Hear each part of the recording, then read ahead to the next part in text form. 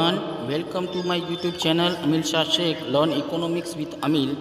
आज आपणे धोरण 11 अर्थशास्त्र पाठ नंबर 5 सरेराश खर्च और सीमांत खर्च वच्चेनो संबंध एने समझवानो प्रयत्न करशुं। अगाऊ आपणे सरेराश खर्च और सीमांत खर्च ए बंनेना ख्यालों समझ्या था विद्यार्थी मित्रों। फरीथी आपणे थोड़ुंक रिपीट करीए, पुनरावर्तन करीए तो सरेराश खर्च जेने आपणे संज्ञामां एसी कहीए छीए तो एसी एटले के एवरेज कोस्ट और सीमांत खर्च एटले के एमसी एटले के मार्जिनल कोस्ट ए बंने विषे विस्तारपूर्वक आपणे समझ्या था। तो सरेराश खर्च ने बीजू नाम एकम दीठ खर्च पण कहेवाय छे। एक एकम उत्पादन करवा माटेनो खर्च एटले के एवरेज कोस्ट एटले के सरेराश खर्च और सीमांत खर्च एटले के ज्यारे उत्पादक जे वधारानो एक नवो एकम उत्पादन करे छे अने ए नवा वधाराना एक एकमना उत्पादननो एने जे खर्च आवे छे एने कहेवाय सीमांत। एने आपणे विस्तारपूर्वक हवे समझीए तो उत्पादन खर्च माटे सरेराश खर्च अने सीमांत खर्च ए सौथी अगत्यना गणाय छे। कारण के कोईपण पेढ़ी ज्यारे उत्पादन करे छे त्यारे कुल खर्च अने एकम दीठ खर्च केटलो थयो छे, मतलब के उत्पादक पेढ़ी ने जे उत्पादननो कुल खर्च केटलो आवे छे एटले के स्थिर खर्च अने अस्थिर खर्च केटलो आवे छे अने एकम दीठ खर्च एटले सरेराश खर्च एटले के एसी केटलो आवे छे एनी जाणकारी मेळववा माटे आ बंने खर्चनो उपयोग करवामां आवे छे। पेढ़ी ज्यारे लांबे गाळे उत्पादन चालू राखवानो जो निर्णय लेती होय त्यारे तेने मळती वस्तुनी जे किंमत जे छे ए सरेराश खर्च करता वधु हशे। विद्यार्थी मित्रों, बरोबर समझवानी आ बाबत छे कि पेढ़ी जे छे, पेढ़ी मीन्स वेपारी पेढ़ी अथवा उत्पादक पेढ़ी ज्यारे पोतानो उत्पादन लांबा समय सुधी चालू राखवानो जो निर्णय लेती होय तो ए पोते जे वस्तुनुं उत्पादन करे छे ए वस्तुनी किंमत हमेशा सरेराश खर्च करता वधु राखशे। दाखला तरीके वस्तुनी किंमत मानी लो के 30 रुपया छे, बराबर, अने पेढ़ी ने मानी लो के सरेराश खर्च मानी लो कि 25 रुपया आवी होय तो 25 रुपया एक एकमनो खर्च छे। विद्यार्थी मित्रों, 25 रुपया एक एकमनो खर्च जो पेढ़ी ने आवतो होय तो एने ए 25 रुपया वाली वस्तु जे छे बजार में केटला भावे वेचाण करशे, मानी लो कि 30 रुपयाना भावे वेचाण करशे। एटले एवो अर्थ थयो कि सरेराश खर्च करता हमेशा वस्तुनी किंमत ऊंची राखशे पेढ़ी लांबा गाळे। एवी ज रीते टूंका गाळामां पण पेढ़ी उत्पादन चालू राखवानो जो निर्णय ले त्यारे पण हमेशा वस्तुनी किंमत जे छे ए सरेराश खर्च करता वधु राखशे। एनो अर्थ एवो थयो कि पेढ़ी, उत्पादक पेढ़ी अथवा वेपारी लांबा गाळे उत्पादन चालू राखवानो निर्णय ले अथवा टूंका गाळे उत्पादन राखवानो निर्णय ले, हमेशा पोते जे उत्पादित थयेला एकमनी किंमत जे छे, बजार किंमत जे छे ए हमेशा सरेराश खर्च करता ऊंची ज राखे छे। कारण के तो ज पेढ़ीने नफो थाय, नहीं तो पेढ़ी नुकसानमां जाय छे। अने एक बात हमेशा आपणे याद राखवानी छे कि कोई पण वेपारी पेढ़ी जे छे एनो मुख्य उद्देश्य नफो ज होय छे। हवे आपणे अनुसूचीने बरोबर रीते ऑब्जर्व करीए। विद्यार्थी मित्रों, अनुसूची उपरथी ज आकृति बने छे अने आ अनुसूची होय ए अनुसूची उपरथी ज आपणे ए आकृतिनी समजूती पण लखी सकीए छीए। तो अनुसूची जेने बरोबर रीते समझणमां पड़ी अथवा बरोबर रीते समझी चूक्या एने आकृति बनाववुं पण एकदम सरळ बनी जाय छे। तो जोई शकाय छे कि पहले शरूआतमां जे छे ए उत्पादनना एकमो छे। शरूआतमां पहलू कॉलम जे छे अहीं बिंदु छे, पछी आपणे आ कॉलमनी जरूर छे। पहले 1 एकमनो उत्पादन छे, पछी 2 एकमनो उत्पादन, पछी 3 एकमनो उत्पादन, 4 एकमनो उत्पादन, 5 एकमनो उत्पादन, 6 एकमनो उत्पादन अने 7 एकमनो उत्पादन पेढ़ी करे छे। हवे समझो, अहीं छे कुल खर्च। कुल खर्च ने સંકેતમાં ટીસી મીન્સ ટોટલ કોસ્ટ એટલે કે કુલ ખર્ચ. હવે સમજો બરાબર કે 1 એકમનો કુલ ખર્ચ છે 15 રૂપિયા. હવે 2 એકમનો કુલ ખર્ચ છે 26 રૂપિયા. સમજો બરાબર. અને 3 એકમનો કુલ ખર્ચ છે 30 રૂપિયા. 4 એકમનો કુલ ખર્ચ છે 40 રૂપિયા. 5 એકમનો કુલ ખર્ચ 60 રૂપિયા. 6 એકમનો કુલ ખર્ચ 90 રૂપિયા. અને 7 એકમનો કુલ ખર્ચ 126 રૂપિયા છે. એટલે કુલ ખર્ચ જેટલા એકમો પેઢી ઉત્પાદન કરે છે એનો જે ખર્ચ આવે છે એટલે સ્થિર ખર્ચ વત્તા અસ્થિર ખર્ચનો સરવાળો આવે છે એને જ આપણે શું કહીએ છીએ? કુલ ખર્ચ કહીએ છીએ. હવે આપણે ચોથો કોલમ સરેરાશ ખર્ચ એટલે કે એવરેજ કોસ્ટ એસી એ કોલમને બરાબર રીતે સમજીએ. તો જો આ સરેરાશ ખર્ચનો સૂત્ર આપણે આગળ સમજ્યા હતા લાસ્ટ વિડીયોની અંદર. સરેરાશ ખર્ચ તો એનો સૂત્ર શું હતો કે કુલ ખર્ચ ભાગ્યા ઉત્પાદિત થયેલા એકમો. તો કુલ ખર્ચ કેટલું છે? અહીં 15 છે અને ભાગ્યા ઉત્પાદિત થયેલા એકમો કેટલા છે? 1. તો 15 ભાગ્યા 1 એટલે કેટલો જવાબ આવે? 15 જ આવે. બરાબર. એટલે સરેરાશ ખર્ચ કેટલો આવે? 15 આવે. પછી અહીં 2 એકમો બીજા એકમનું આપણે સરેરાશ ખર્ચ શોધવો છે. તો અહીં કુલ ખર્ચ કેટલો છે? 26 અને ભાગ્યા 2 તો 26 ભાગ્યા 2 એટલે અહીંયા કેટલા આવે છે? 13. પછી અહીં 3 એકમોનો કુલ ખર્ચ 30 છે એટલે કુલ ખર્ચને 3 વડે ભાગીએ. ઉત્પાદિત થયેલા એકમો વડે ભાગીએ તો 30 ભાગ્યા 3 એટલે 10. એવી જ રીતે 40 ભાગ્યા 4 એટલે 10. 60 ભાગ્યા 5 એટલે 12. 90 ભાગ્યા 6 એટલે 15 અને 126 ભાગ્યા 7 એટલે 15. તો અહીં વિદ્યાર્થી મિત્રો આ સરેરાશ ખર્ચના આંકડા ઉપર તમે બરોબર રીતે ઓબ્ઝર્વ કરો, બરોબર રીતે ધ્યાન આપો કે શરૂઆતમાં સરેરાશ ખર્ચ કેટલો છે? 15. પછી ઘટીને 13 થઈ ગયો. પછી ઘટીને 10 થઈ ગયો. ફરીથી 10 જ છે. પછી વધે છે જો 12, 15 અને 15. મતલબ કે 4 એકમો સુધી સરેરાશ ખર્ચ જે છે એ ઘટતો જાય છે અને પછી 5મા એકમથી સરેરાશ ખર્ચ જે છે એ વધતો જાય છે. હવે છેલ્લો કોલમ સીમાંત ખર્ચ. સીમાંત ખર્ચ એટલે એક નવા વધારાના એકમથી થતો વધારાનો ખર્ચ. તો વિદ્યાર્થી મિત્રો તો અહીં પહેલે જૂનો કુલ ખર્ચ કેટલો છે? 15. બરાબર. 1 એકમનો કુલ ખર્ચ છે 15 અને પછી 2 એકમ એટલે કે બીજો એકમ તો એક નવો વધારાનો એકમ ઉત્પાદિત કર્યો ત્યારે કુલ ખર્ચ કેટલો આવ્યો? 26. તો આપણે સીમાંત ખર્ચનો સૂત્ર સમજ્યા હતા કે હાલનો જે કુલ ખર્ચ છે એમાંથી અગાઉનો કુલ ખર્ચ બાદ કરી નાખીએ તો આપણને શું મળે છે? સીમાંત ખર્ચ મળે છે. તો હાલનો માની લો કે આનો આપણે સીમાંત ખર્ચ શોધવો છે તો એનો કુલ ખર્ચ છે 26 અને 26માંથી અગાઉનો કુલ ખર્ચ કેટલો છે? 15. તો 26માંથી 15 જાય એટલે કેટલા મળે? 11 જ મળે. પછી આનો કુલ ખર્ચ છે 30.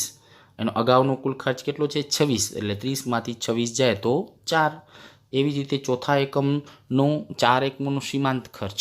તો અહીં કુલ ખર્ચ કેટલો છે? 40. હવે 40 અગાઉનો કુલ ખર્ચ કેટલો છે? 30. તો એનો સીમાંત ખર્ચ કેટલો મળે?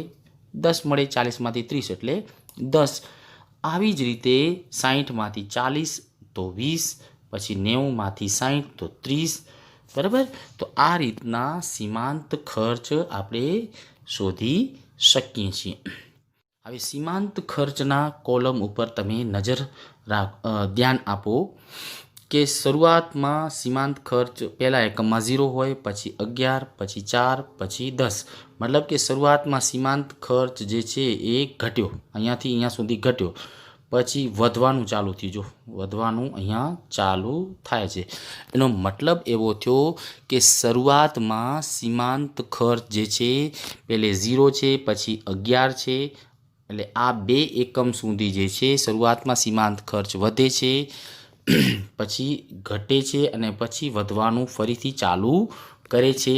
જ્યારે સરેરાશ ખર્ચમાં કેવું છે કે સરેરાશ ખર્ચમાં પહેલે ઘટાડો થાય છે, 15માંથી 13, 13માંથી 10, 10માંથી પાછું અહીંયા 10 અને પછી આ સ્થિતિ પછી જે છે સરેરાશ ખર્ચમાં વધારો થવાનો ચાલુ થાય છે, મતલબ 5મા એકમ પછી સરેરાશ ખર્ચમાં વધારો થવાનો ચાલુ થાય છે. એ જ રીતના સીમાંત ખર્ચ જે છે એ શરૂઆતમાં વધુ હોય છે, પછી ઘટે છે અને પછી વધવાનું ચાલુ કરે છે. હવે એને આકૃતિ દ્વારા વ્યવસ્થિત રીતે સમજી શકીએ છીએ મિત્રો. અહીં તમે આકૃતિને બરોબર રીતે ઓબ્ઝર્વ કરો તો આપણે અગાઉ આ બંનેની આકૃતિ આપણે સમજેલા છીએ. આ આકૃતિ જે છે સ્કાય કલરની જે આકૃતિ દેખાય છે આ કઈ છે તો સરેરાશ ખર્ચ આપણે અગાઉ સમજેલા હતા કે સરેરાશ ખર્ચની આકૃતિ એટલે કે રેખા કેવી હોય છે તો અંગ્રેજીનો યુ આકાર જેવી હોય છે. આપણે અગાઉ સમજેલા છીએ એટલે આ જ આકૃતિ છે. પછી આપણે સીમાંત ખર્ચની આકૃતિ પણ આપણે સમજેલા છીએ કે સીમાંત ખર્ચની આકૃતિ કેવી હોય છે તો હોકી સ્ટિક જેવી હોય છે. તો અહીં દેખાય છે તમને હોકી સ્ટિક. તો આ કઈ આકૃતિ છે સીમાંત ખર્ચ, બરાબર. અને એને સંજ્ઞાની અંદર MC વડે ઓળખવામાં આવે છે. સરેરાશ ખર્ચને AC વડે ઓળખવામાં આવે છે. ફરીથી કહું કે સ્કાય કલરની જે યુ જેવી લાગે છે એ AC છે. AC મીન્સ સરેરાશ ખર્ચ, એવરેજ કોસ્ટ.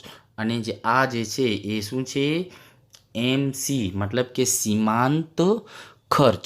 હવે આને બરોબર રીતે ઓબ્ઝર્વ કરો. જો અહીં તમે સૌથી પહેલાં આપણે AC એના વિશે એટલે કે સરેરાશ ખર્ચની આકૃતિને સમજીએ તો જોઈ શકાય છે કે શરૂઆતમાં સરેરાશ ખર્ચ કેટલો છે, પ્રથમ એકમે 15 છે, પછી બીજા એકમે કેટલો છે તો 13 છે, અહીં 13 છે, પછી ત્રીજા એકમે સરેરાશ ખર્ચ કેટલો છે 10 છે. મતલબ કે પહેલે છે 15, પછી છે 13 અને પછી છે 10. તો શરૂઆતમાં વધુ છે, પછી ઘટતો જાય છે, પછી ઘટતો જાય છે અને ફરીથી અહીંયા પણ 10 જ છે. એટલે કે અહીં 10 ચોથા એકમે ન્યૂનતમ થાય છે, એમ કહેવાય ચોથા એકમે સરેરાશ ખર્ચ ન્યૂનતમ થાય છે. પછી 5મા એકમે વધે છે એટલે કે 5મા એકમે વધારો થાય છે, પછી 6ઠ્ઠા એકમે પણ વધુ થતો જાય છે. આ રીતના શરૂઆતમાં સરેરાશ ખર્ચ ઘટી રહ્યો છે અને પછી ન્યૂનતમ થાય છે અને પછી વધવાનું ચાલુ કરે છે. એટલે સરેરાશ ખર્ચની રેખા જે છે એ કેવી બને છે યુ આકાર જેવી બને છે. અગાઉ આપણે સમજેલા છીએ. પછી સીમાંત ખર્ચમાં જુઓ, સીમાંત ખર્ચમાં પણ એવું જ હોય છે.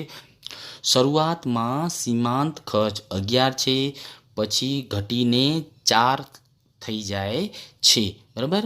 અને પછી જે છે એ વધવાનું ચાલુ કરે છે, મતલબ ત્રીજા એકમ પછી વધવાનું ચાલુ કરે છે અને પછી ખૂબ ઝડપથી વધારો થાય છે. એટલે અહીં સીમાંત ખર્ચની રેખા જે છે એ હોકી સ્ટિક જેવી બની જાય છે. તો હવે બંને આકૃતિમાં શું તફાવત કાઢી શકાય છે, શું બારીકાઈથી આપણે ઓબ્ઝર્વ કરી શકીએ છીએ. આ બે આકૃતિમાંથી સરેરાશ ખર્ચની આકૃતિ જે છે AC વાળી જે રેખા છે એના કરતાં આ જે બ્રાઉન કલરની રેખા જે છે MC, તો એ MC નીચેની બાજુએ છે. મતલબ કે AC કરતાં આ જે MCની જે રેખા જે છે સીમાંત ખર્ચની રેખા નીચે છે, બરાબર, શરૂઆતની સ્થિતિમાં. એટલે એનો અર્થ એવો થયો કે સરેરાશ ખર્ચમાં પણ ઘટાડો થાય છે અને સીમાંત ખર્ચમાં પણ ઘટાડો થાય છે.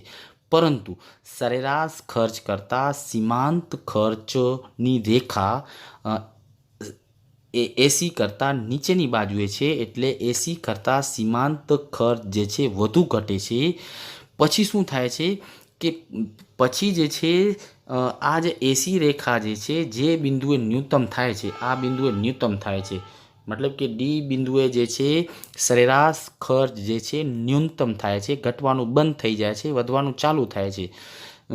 અને એ જ બિંદુ પછી જે છે એ જ બિંદુએ સીમાંત ખર્ચ રેખા જે છે આ સીમાંત ખર્ચ છે MC એ ખૂબ જ ઝડપથી વધે છે. જ્યાં સરેરાશ ખર્ચ ન્યૂનતમ થાય છે, અહીંયા સરેરાશ ખર્ચ જે છે એ ન્યૂનતમ થાય છે, ત્યાં સીમાંત ખર્ચ ખૂબ ઝડપથી વધે છે. કોના કરતાં તો સરેરાશ ખર્ચ કરતાં સીમાંત ખર્ચ ઉપરની બાજુએ છે. જો અહીંયા સુધી જે છે ને સીમાંત ખર્ચ જે છે સરેરાશ ખર્ચ કરતાં નીચેની બાજુએ છે, પરંતુ આ ન્યૂનતમ બિંદુ પછી સીમાંત ખર્ચની રેખા જે છે સરેરાશ ખર્ચ કરતાં ઉપરની બાજુએ છે. મતલબ કે સરેરાશ ખર્ચ કરતાં સીમાંત ખર્ચમાં થતો વધારો વધુ છે. હવે એને આકૃતિને વ્યવસ્થિત રીતે અહીં સમજીએ તો જો અહીંયા સમજૂતી આપેલી છે MCSE.